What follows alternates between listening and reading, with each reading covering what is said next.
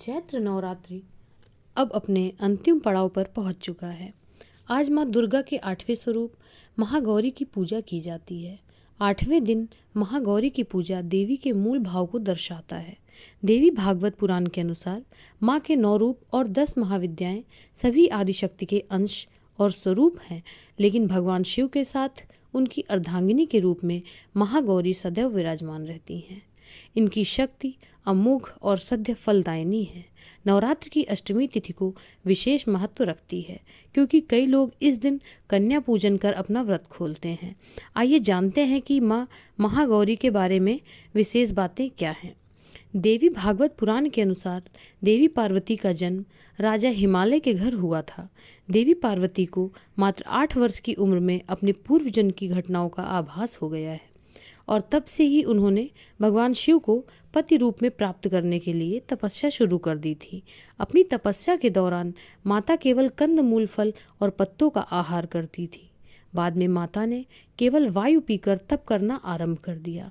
तपस्या से देवी पार्वती को महान गौरव प्राप्त हुआ था, इसलिए उनका नाम महागौरी पड़ा। इस दिन दुर्गा सप्तशती के मध्यम चरित्र का पाठ करना विशेष फलदायी माना जाता है। माता की तपस्या की प्रसन्न होकर भगवान शिव ने उनसे गंगा स्नान करने के लिए कहा। जिस समय माँ पार्वती स्नान करने गईं, तब देवी का एक स्वरूप श्याम वर्ण के साथ प्रकट हुआ, जो कौशिकी कहलाई, और एक स्वरूप उज्जवल चंद्र के समान प्रकट हुआ, जो महागौरी कहलाई। गौरी रूप में माता अपने हर भक्त का कल्याण करती हैं और उनको समस्याओं से मुक्त रखती हैं।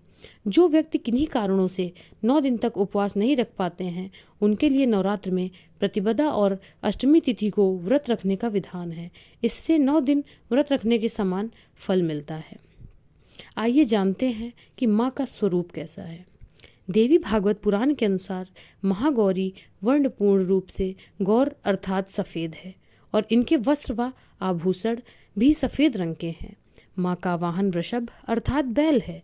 माँ के दाहिने हाथ में अभय मुद्रा में है और नीचे हाथ में दुर्गा शक्ति का प्रतीक त्रिशूल है। महागौरी के बाएं हाथ के ऊपर वाले हाथ में शिव का प्रतीक डमरू है। डमरू धारण करने के कारण इन्हें शिवा भी कहा जाता है। माँ के नीचे वाला हाथ अपने भक्तों को अभय देता हुआ वर मुद्रा में है।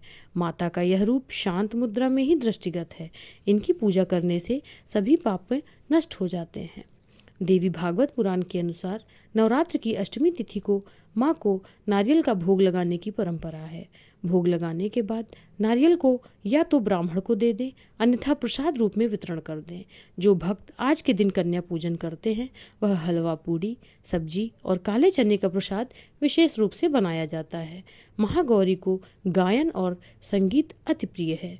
भक्तों को पूजा करते समय गुलाबी रंग के वस्त्र पहनना चाहिए। गुलाबी रंग प्रेम का प्रतीक है। एक परिवार को प्रेम के धागों से ही गूंथ कर रखा जा सकता है, इसलिए नवरात्र की अष्टमी को गुलाबी रंग पहनना शुभ माना जाता है। जो भक्त इस दिन कन्या पूजन करते हैं, उन्हें माता को हलवा व चना के प्रसाद का भोग लगाना चाहिए। इस दिन कन्याओं को घर पर बुलाकर उनके पैरों को धुलाकर मंत्र द्वारा पंचोपचार पूजन करना चाहिए। रोली तिलक लगाकर और कलावा बांधकर सभी कन्याओं को हलवा, पूरी, सब्जी और चने का प्रसाद परोसें।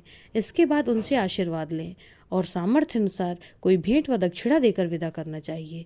ऐसा करने से भक्त की सभी इच्छाएं पूर्ण होती हैं और सौभाग्य की प्राप्ति होती है।